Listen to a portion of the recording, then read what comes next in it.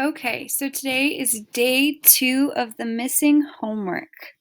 So everybody should read the story again, because remember, when we read more than once, we are reading to learn new things and to refresh our memories, because most of us haven't read this since Tuesday. So if you haven't read this yet, pause the video and make sure you go back and read it. Now, for our answers today. Each one of your questions is going to work on answering a writing question at the end. So each of your answers is going to be a sentence that goes along with our race method. So this is the question that we're going to be answering at the end. Read the story, The Missing Homework.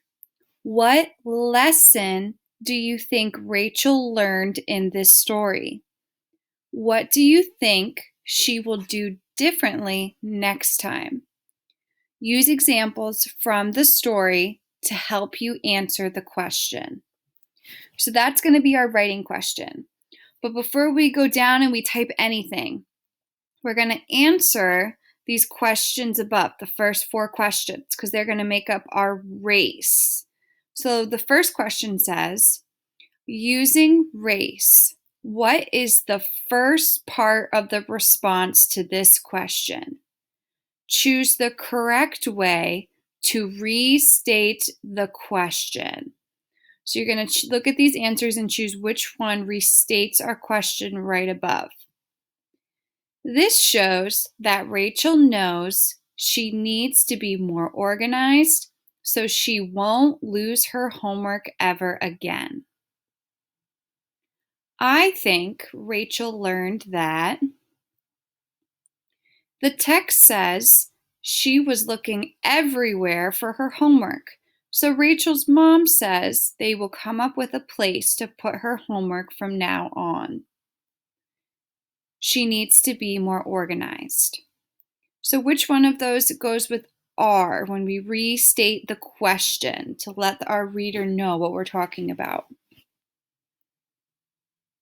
Number 2, using race, what is the second part of the response to this question? Choose the correct way to answer the question. So we're on part A.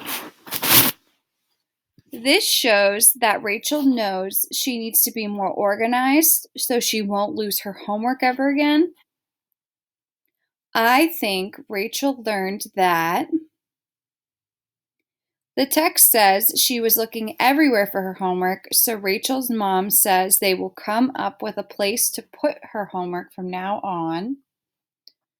She needs to be more organized. Now you may have noticed those are the same options from the first question. You're going to have the same options for each question, but they are going to be different answers. Your job is to put these 4 parts in the correct order. So we did R, we did A. Now we're looking at C. Using race, what is the third part of the response or second sentence to this question? Choose the correct way to cite evidence to the question. So remember, this is cite evidence from the text. So this is going to prove to us what our answer would be. So when you hear our options, make sure it's citing something from the text. This shows that Rachel knows she needs to be more organized so she won't lose her homework ever again. I think Rachel learned that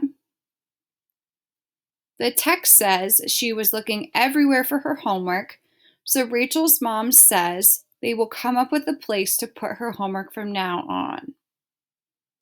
She needs to be more organized. So choose which one is the best answer that gives evidence from the text.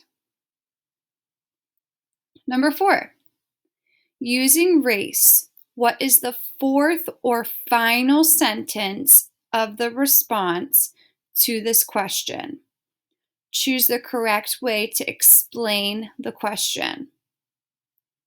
This shows that Rachel knows she needs to be more organized so she won't lose her homework again. I think Rachel learned that The text says she was looking everywhere for her homework. So Rachel's mom says they will come up with a place to put her homework from now on, or she needs to be more organized. So now your job for number 5.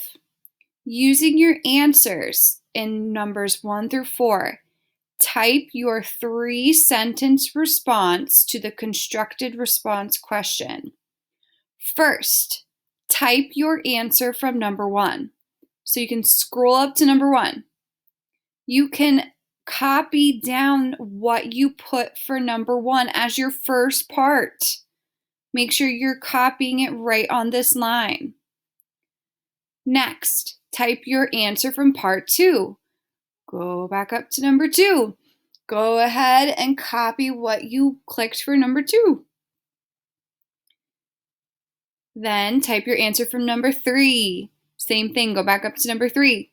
Type your answer. And finally, type your answer from number 4. And again, choose that last one and type it down here on the line. Now, everyone should be doing this very carefully, making sure that they have capital letters when they need to, periods, any type of punctuation.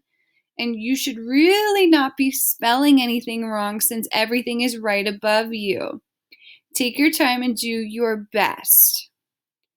After you finish, make sure you check your rubric.